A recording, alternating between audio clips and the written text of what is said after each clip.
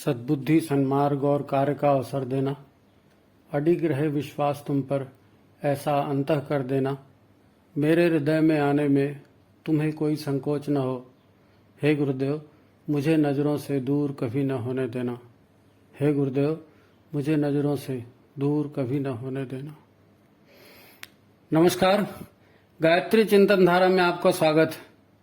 मित्रों, हमें जीवन कैसे जीना चाहिए, इस पर कभी ध्यान दिया है? देना चाहिए। हमें मिलने वाली सफलता या असफलता हमें सबसे ज्यादा प्रभावित करती है।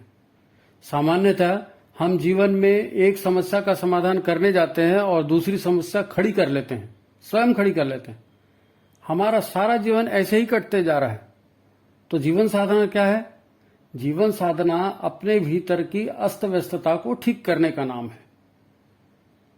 भावनाओं, इच्छाओं और इनसे निर्मित तंद्रा या बेहोशी से जागना, ये साधना है। इसी बेहोशी में हम मिथ्या मान्यताएं और धारणाएं बना लेते हैं और फिर धोखा खाते रहते हैं। देखिए, आप और आपका दिमाग दो अलग अलग चीजें हैं। आपका मन भी आप नहीं हो, मन की इच्छाएं और विचार भी आप नहीं हो। शरीर माने मैं, यह मान्यता भी सच नहीं है। आप न दिमाग हो, न मन हो, न शरीर हो। आप इन सब से एक अलग हो। अस्तित्व आपका अलग है। प्रायः शरीर आपका साथ कहाँ देता है? आपके लिए तो शरीर भी समस्या पैदा करता है, मन भी समस्या पैदा करता है। आप खुद अनुभव करते हैं कि जब ठोकर लगती है, नुकसान होता है, तब जाकर हमारी बेहोशी टूटती है और हमारे अकल आती है। मगर ये अकल कुछ ही देर टिकती है और फिर वही मैं और मेरे विचार और मेरे ख्याल से वाली कहानी चालू हो जाती है।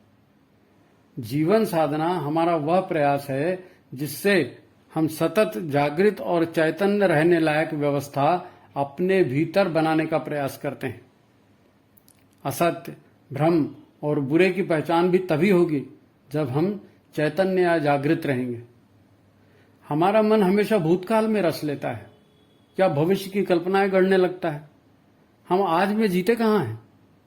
हमारी सारा ध्यान, सारी ऊर्जा भूतकाल या भविष्यकाल में रस लेते रहती है। इसीलिए तो हमें आज ठोकर लगती है। देखिए, हम दो जिंदगियां एक साथ जी रहे हैं। हमें यह मनुष्य शरीर मिला, फिर ये बड़ा हुआ, जवान हुआ, फिर ये ढलेगा, बूढ़ा होगा और फिर नष्ट भी होगा। तो जब तक ये हमें शरीर हमारे पास है, हमें ये मिला हुआ है, तो हमारा ध्यान क्या होना चाहिए? इस शरीर का उपयोग सृष्टि के भलाई के लिए हो, अपने विकास के लिए हो, अपना सामर्थ्य बढ़ाने के लिए हो। हमारा मन हमें अतीत में ले जाता है। वो तो अतीत है, वो बीत चुका। आप न तो भूतकाल में फिर से जी सकते हैं, न भविष्यकाल कोई वास्तविक चीज है, वो तो कल्पना है। ये सब वर्चुअल लाइफ है। अब कल्पना या स्वप्न देखना ही तो निद्रावस्था है, तंद्रा है ना। ऐसे में मन दुखी होता है और शरीर भी विकारग्रस्त होता है और हमें असफलता मिलती है। चेतना का विकास तो बड़ी दूर की बात है। देखिए, किसी देवी देवता या गुरु की पूजा करना, उनको भोग लगाना या उनके जागरण के गीत गाना, इसके लिए छोटे बड़े आयोजन करना, ये साधना बिल्कुल नहीं है। साधना अलग बात है, ये आयोजन अलग बात है। साधना भगवान या गुरु की पूजा नहीं है। उनको क्या प्रसन्न करना? वो तो ऑलरेडी प्रसन्न है, उनकी कृपा हो चुकी है। अगर उनकी कृपा नहीं रहती तो आप सन्मार्ग पर चलने की कोशिश ही नहीं करते। वो इशारा कर चुके हैं, उनकी कृपा हो चुकी है। सन्मार्ग पर आपको ले आए वो, यही तो उनका आशीर्वाद है। अब अच्छे या बुरे की पहचान करना और अपने गुणों का विकास करना, प्रयत्न करना, ये सब आपका काम है। हर काम गुरु नहीं करते ना। मन के भटकावे से बचकर इस मार्ग पर चलना, ये आपको करना है। आप एक एक सीढ़ी चढ़ते जाओ, गुरु या भगवान रास्ता दिखाते जाएंगे। कितने दिन तक ये ढोल मंजीरा बजाते तामझाम करते रहोगे? इससे भीतर का बदलाव नहीं होने वाला है। वो तो जागृत रहकर आपको स्वयं करना है। ऐसे करते करते बल्कि और अहंकार बढ़ जाएगा। हमारा शरीर तो बेचारा खुद ही मन के अधीन है और मन को सद्ज्ञान या सत्कर्म से कोई लेना देना नहीं है। वो तो काम करता है मान्यता और विश्वास के आधार पर। मन ने एक बार विश्वास कर लिया, मन ने एक बार मान लिया कि ये नुकसानदायक है, तो फिर वो वैसा नहीं करेगा। मन मान ले एक बार, मन को ज्ञान भर हो जाए कि ये आग है, फिर वो कभी अपने हाथ को जलाने वहां हाथ डालेगा नहीं, कभी नहीं करेगा। देखो गलती यहां मन की भी नहीं है। मन को इतना प्रचंड शक्तिशाली बनाया है प्रकृति ने, तो वो संसार चलाने के लिए बनाया है। यदि मन भोगों में रस नहीं ढूंढेगा तो संसार चलेगा कैसे? मन है इसीलिए संसार में रस है। वो तो बेचारा जितनी कामनाओं वासनाओं की ऊर्जा उसके भीतर संचित है उसी को निपटाने में लगा है। आपका जीवन गड्ढे में जाए उसको इससे क्या लेना देना है? आप अलग हो, मन अलग है। इस सच को जाने बिना साधना करोगे कैसे? मन लगेगा ही नहीं। और मन को गुरु के या ईश्वर के मार्ग पर लगा देना, यही तो साधना है। इस बात को जान लो, साधना में हमें क्या क्या करना है। तो पहली बात, मन को प्रभावित करने वाली जितनी भी चीजें हैं, मन जिन जिन चीजों से बना है उन सब को बदल देना, तो मन की संरचना बदल जाएगी। सौंदर्य, भोग, आलस्य और प्रमाद बढ़ाने वाली प्रकृति है रजस और तमस। रजस और तमस मन में जितना ज्यादा रहेगा उतना ज्यादा चंचलता बढ़ते जाएगी। तब शरीर और मन से इस प्रकृति को कम करते जाने के उपाय साधना में सबसे प्रमुख है। देखिए, सत प्रवृत्ति, सेवा और सृजन, ये ईश्वरीय व्यवस्था पर ले जाने वाली गुण है।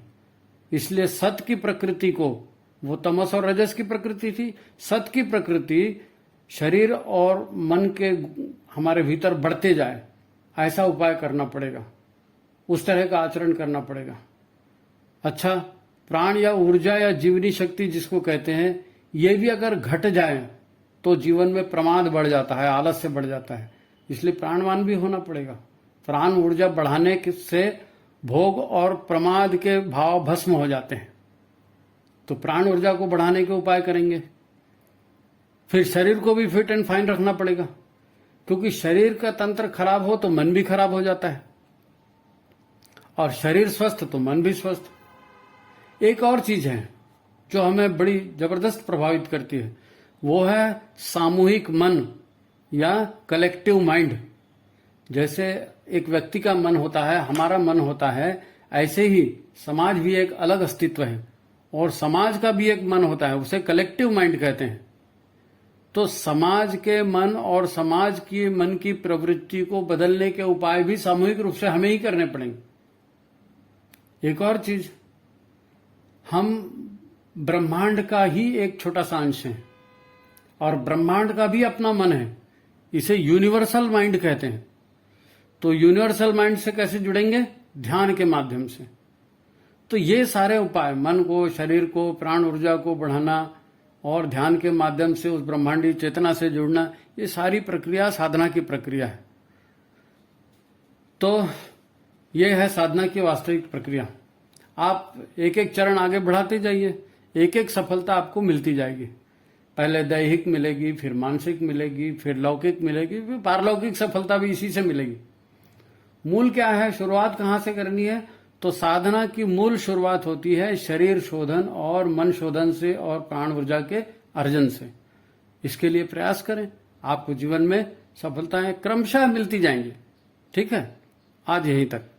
मित्रों, गायत्री चिंतन धारा वंदनीय माता जी की प्रेरणा से साधना की धारा प्रवाहित कर रही है। आप महसूस कर रहे हैं? आप चैनल को सब्सक्राइब करें और लोगों तक शेयर भी करें।